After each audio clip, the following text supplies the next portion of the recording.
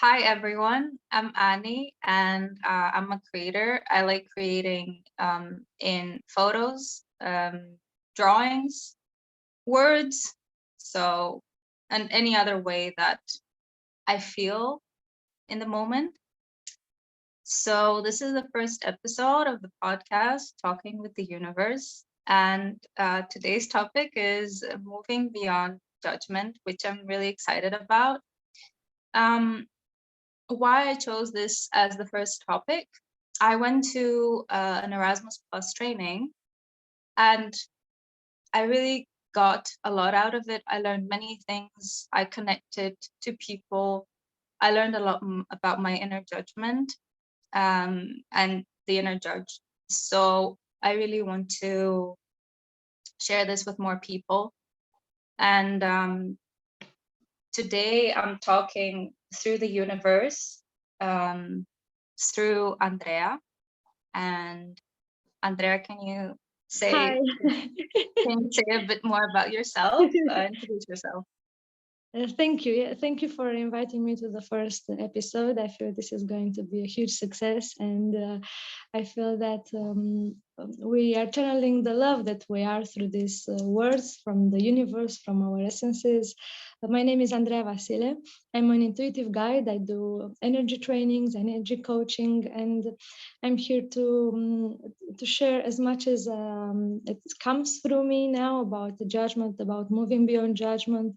And I feel this is one of the most important topics that we need to tackle in our life, actually, because there is so much judgment in the world, and sometimes we're not even aware that that is judgment. We think that it's a reality. So I look forward to see what this episode brings to us and to the listeners. Yes, thank you so much for being here. And I really felt that this is a very important topic for me and you as well. And I think it's important for everyone, to be honest, because moving beyond judgment can really give you a lot. And we're going to talk about that as well. But I want to start with maybe how do you see your inner judge? What does it look like? How does it feel? Can you describe it? Okay. When you're saying about the inner judge, are you actually talking about a part of us that's the judge? Is this what you're asking? Because everybody has their own terminology. You know, did you learn about the inner judge lately at the training? So you want to explore more how the inner judge expresses itself in everybody. Okay. Yeah. And So also, we had this meditation where we had to visualize our judge, and it okay. looked very different for everyone. And then we had to draw it, him, her. Mhm. And I'm really curious because it can be so individual and it really does look different for everybody. And maybe it's not, I think it is important to visualize it because that's how you get closer to the judge. Mhm. And the first part in connecting to the judge is seeing it. Mhm. So how does it look like for you? And I think that's what I mean. The Okay. part that judges you. Okay. I asked you because I feel there's more than one part judging me, because Okay. sometimes in some types of therapies, we give names to those parts of us that have different roles. For example, the inner judge, the inner savior, the inner child. What I feel is that we live. What I feel, what I perceive, what I work with, what I discovered in like 7 years of being a therapist. I realized that there are many parts of ourselves that are fragmented and they have different jobs. Sometimes, it's like we have more than one people inside of us. And as we go through experiences in our lives, from the moment we're born, but sometimes also before we're born, not only in the womb, before we're even conceived, because there are many expectations that our parents have from, oh, when we will have a child, our child will be like this, like 2 or 3 years before we're even conceived. And I think that the inner judges, you call it, might be conceived even then, because a projection, like somebody saying the things will be like this, it might seem as a judgment, as a limitation. And the child is conceived and then is born and raised in an environment that contains the thoughts of the families, the ideas of what our life will be like with a child, what will happen to us if we have a child. Is the child invested with a role to keep the family together? Is the child invested with a role to be perfect, so the parents feel perfect? Where is the perfect child? There are so many judgments that can put pressure on a child even before it's conceived. So those parts of our families and also from the society, their thoughts that sometimes act as independent thought forms, can seem like, oh, look how's my inner judge. And my intuition tells me that if you draw your inner judge every week, it will look as a different thing, because every time we set an intention for our life, there comes the resource to do it, all the resources, inner resources in terms of attitude, energies, aptitudes, and also outer resources like money, environment, people. But also, apart from the resources, comes the resistance. Our resistance to our greatness, to our intentions. And that resistance comes from parts of us. In our childhood, as we go through life, if we don't understand other people, if we don't understand certain situations that are traumatizing for us, that make us feel sad or angry or chaotic, and the caretaker wasn't there for us to help us understand the situation, and it's like it's called trauma. It's like we have unresolved issue there, an unresolved issue. What happens to us as children? We don't judge our parents. Oh, you weren't there for me. We judge us. I judge me for, why did I feel this? I shouldn't have felt anger or sadness or joy if a child is blamed for being too enthusiastic. So what I perceive is that there are many voices inside of us that are also judging us in certain situations, depending on the intention that we have set, that are memories from the past when we didn't feel safe to express our essence. And now this is called the resistance, the resistance to getting what we want. When we have a huge intention, for example, our intention for today is to inspire people to move beyond judgment. When we have an intention, also those parts of us that aren't there yet come and say, oh, what are you doing?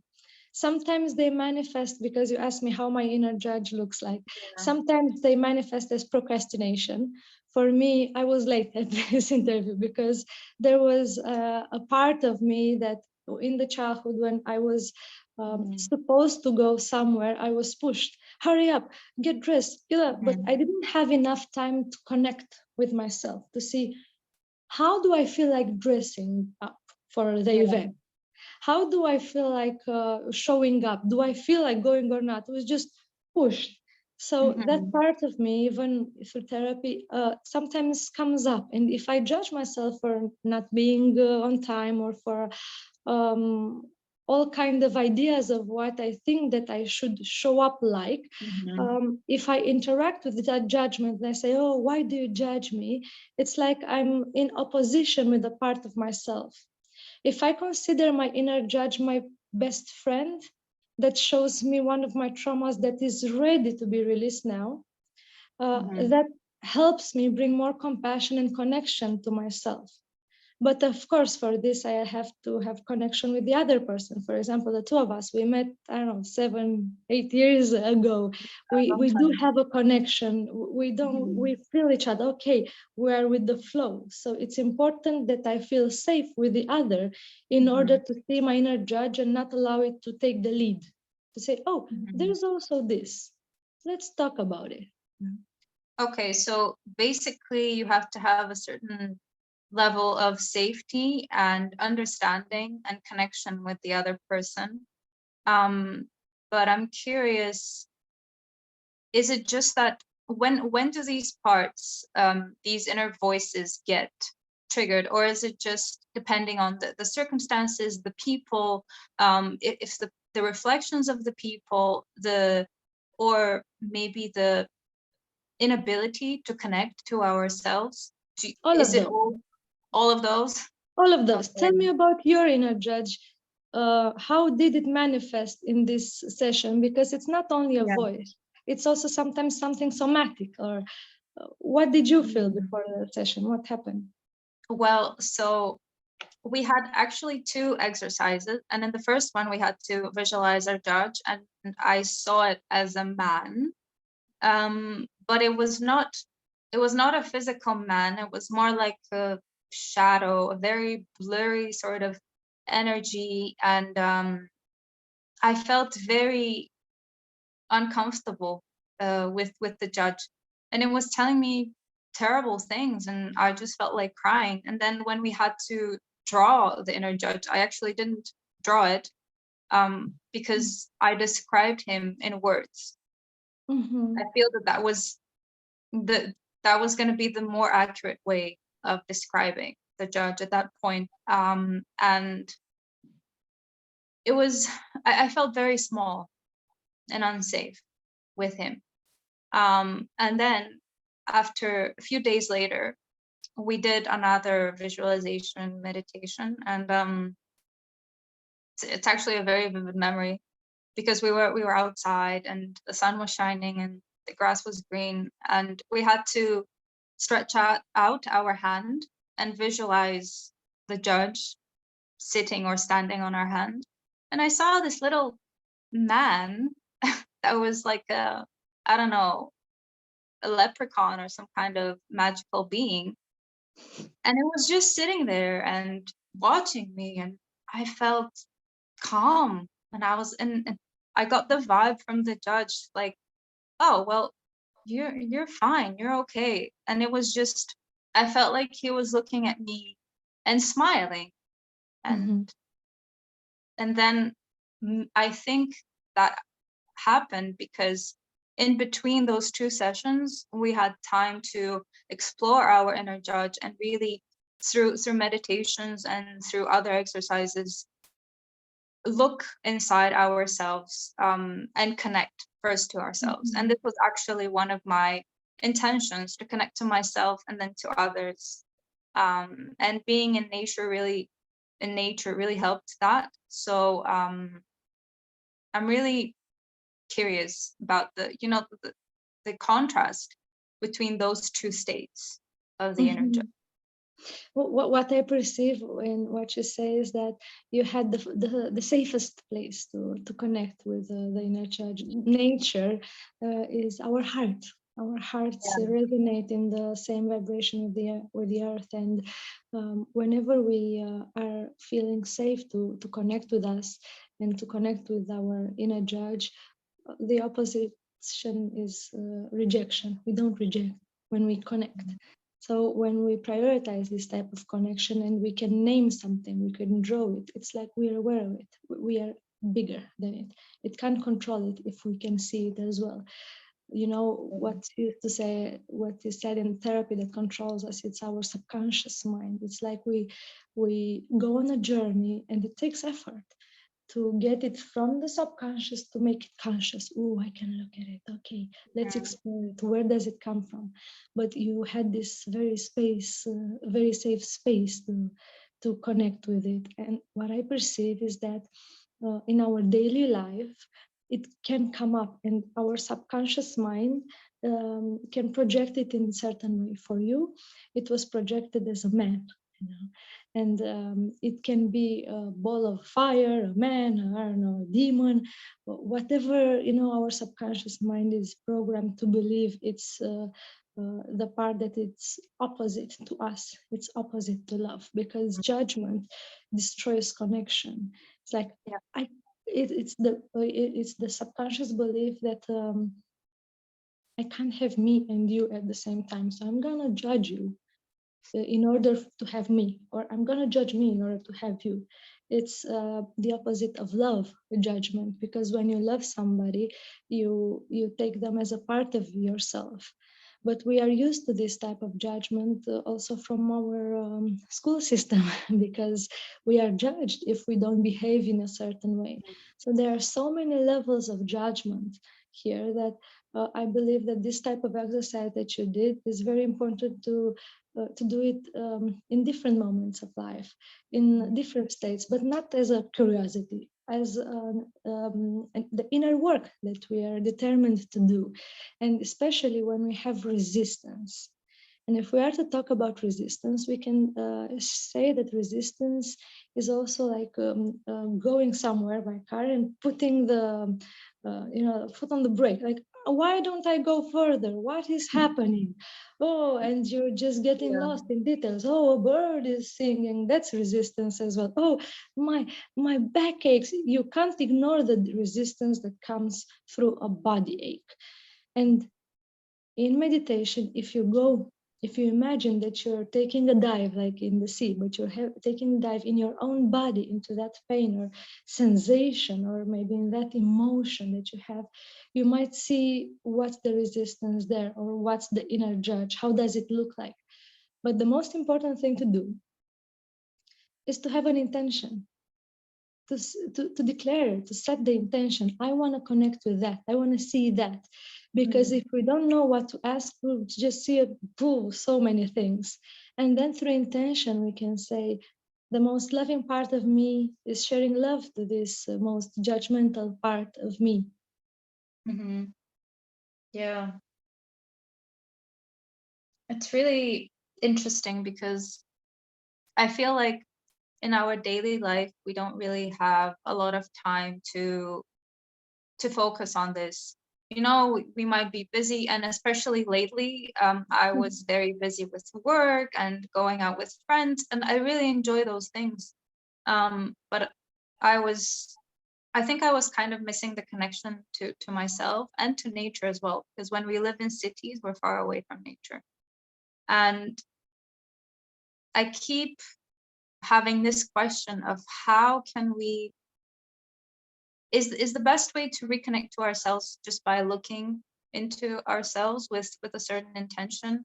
Because often, especially lately, I have come face to face with resistance, and I resist resistance.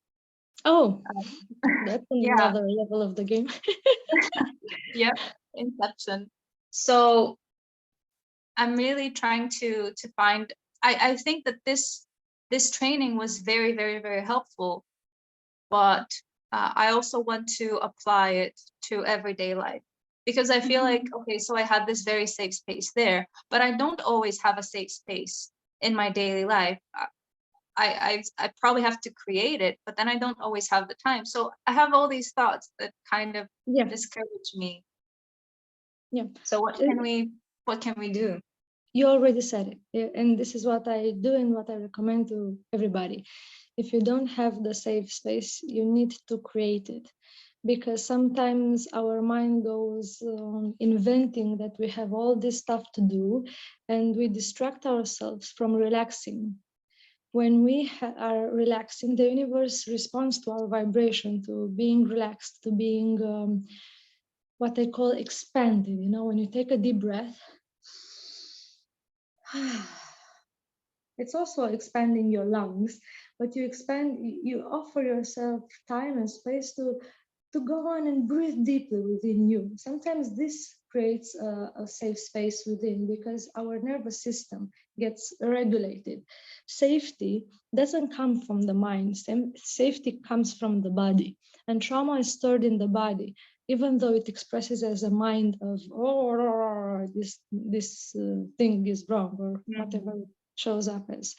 So as we set intentions to be more relaxed, to get safer in our world, we feel safer to create space for relaxation. Because sometimes when we feel relaxed, we are so aware of the resistance and of all this that we don't want to relax, because, oh, I don't want to hear all that, blah, blah, blah, you know. and we keep ourselves busy. I want to do this. What I recommend is also working with somebody in order to have this space that is safe enough for us to allow to feel what is there, wanting to be seen, but we keep to shut up. Sometimes this person is a friend, sometimes it's a therapist, sometimes it's family, sometimes it's a cat, when you're saying, or an animal where you can connect, because animals, give us the sense of connection. And sometimes this is nature. And there might be all sorts of breaks that we put to ourselves. And those are called also judgment. I don't want to cry. I will be judged if I cry. And you're saying, you're sitting alone in the nature, you want to cry, and you're like, you can't. Like, oh, why can't I let go of this emotional charge? Because your mother told you when you were 5 that she will punish you if you cry. Don't cry. And you judge yourself for being you. So what I perceive all along to be the safest things to do is to put yourself smoothly, slowly into experiences that create other state inside of you. And in time, the safety to connect, the trust that you have in yourself, that you can handle what comes up, becomes bigger than the judgment, than the contractions. As a daily exercise, I like that you're smiling. Oh, I like that. Approval. And as a daily practice, I recommend breathing. Of course, we breathe, but it's like breathing. And yeah, deep breath. And in those moments, you can set a timer. And in those 5 minutes, for example, of breathing, any thought that comes, like for 5 minutes, I let them all go, like a train that doesn't stop in my station. Go, go. Because if we live in cities, sometimes our inner judge, it's not our inner judge, it's the inner judge of other people, because we hear their thoughts, we are connected. It's just an illusion that we're not connected, the illusion of separation. And at the root of the judgment, at the root of all judgment, in my opinion, is feeling separated by source energy. Feeling separated by God, feeling separated by love, from love, from all this. And when a part of us, or when we have this memory, maybe us, or in this life, other life, or our ancestors, went through such a hard trauma that they felt like nobody's there to help them, they might pull out the belief, oh, God doesn't help me, I'm separated, my God. It's not the truth. What I perceive is that God, source energy, love is everything. We just need to remember to remind ourselves to create enough moments to feel the connection with source energy, that we don't believe the illusion that there ain't, yeah, that there isn't. And this type of connection easily clears the trauma, and we start having this type of attitude, like, oh, I want to go into nature, oh, I want to do something more generous, oh, I feel that now I have more autonomy, I can create more in my life. It's step by step. We can't just jump, because there are so many layers of beliefs and programming with judgment.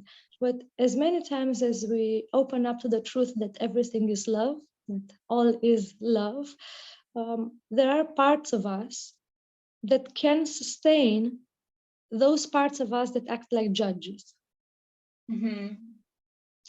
What you said about that all is love, and actually we had a similar exercise where I was able to see that, and other people, I think, as well, we were all able to see that the judgment, the judge, is there to protect us, and it might also be and come from a place of love.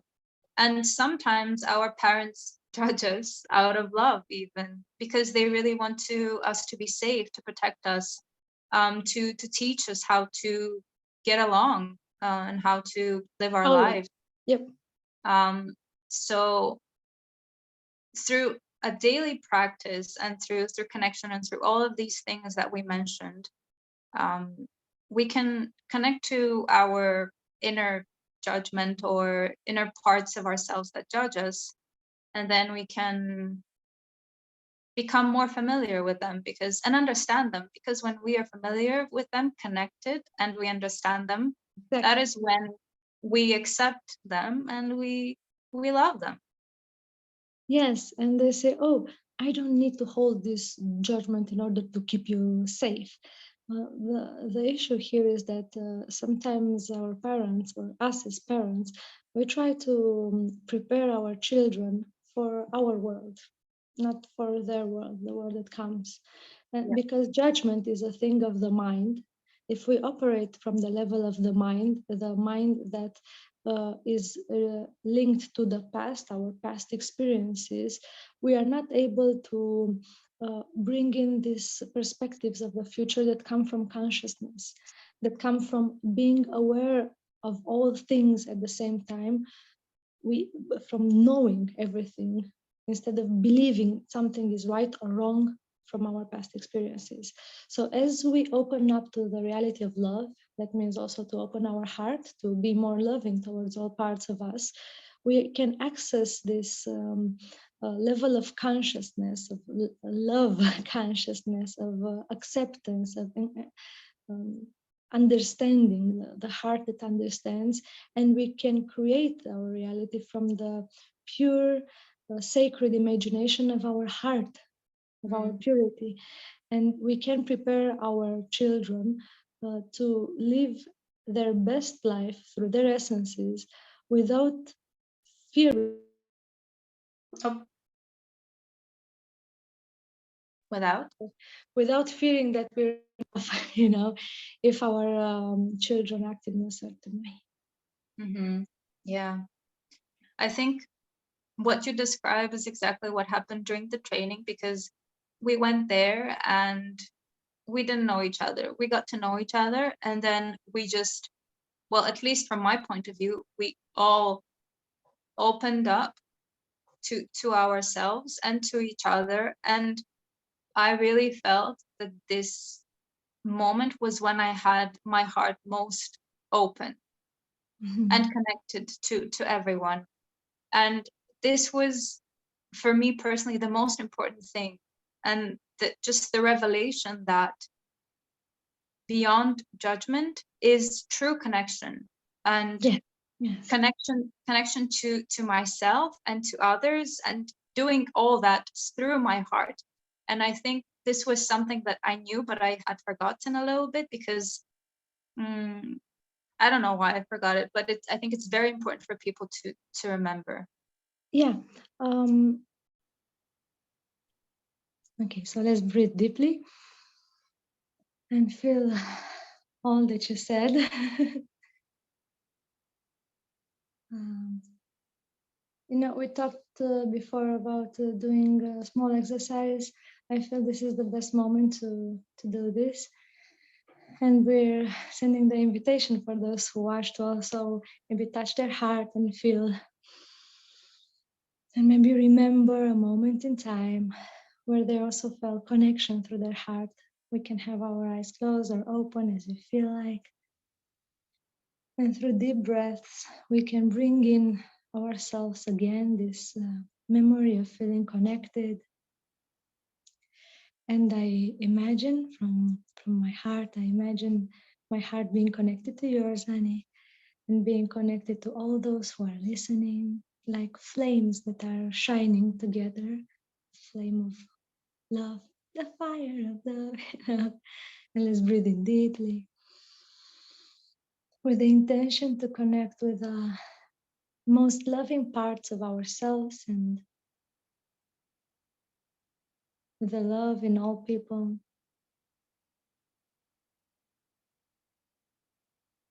With the love from the nature, the most grounded love inside of us that brings us into the reality of love that is beyond judgment. And let's breathe deeply.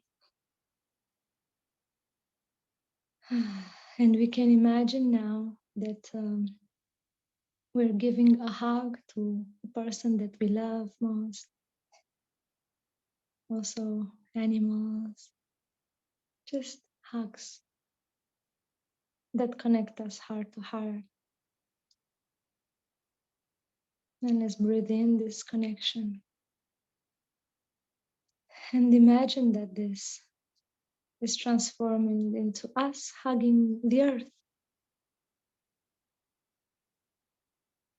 hugging all people, all realities,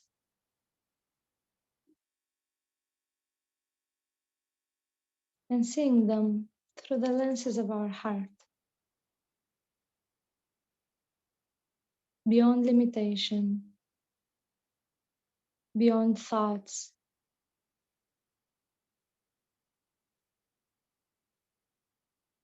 beyond trauma.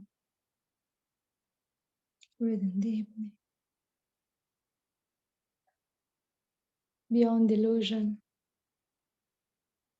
beyond judgment.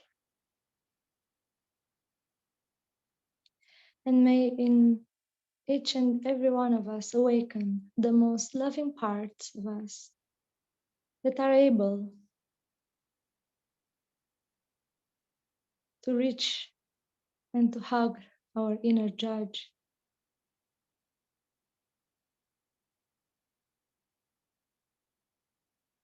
and share the energy of love and safety. Thank you for keeping us safe.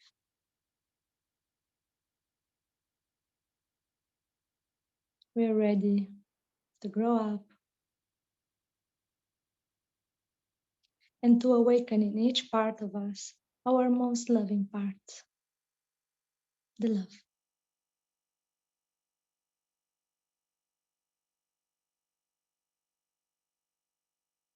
And maybe this will connect us even deeper to other people beyond judgment, to all aspects of ourselves.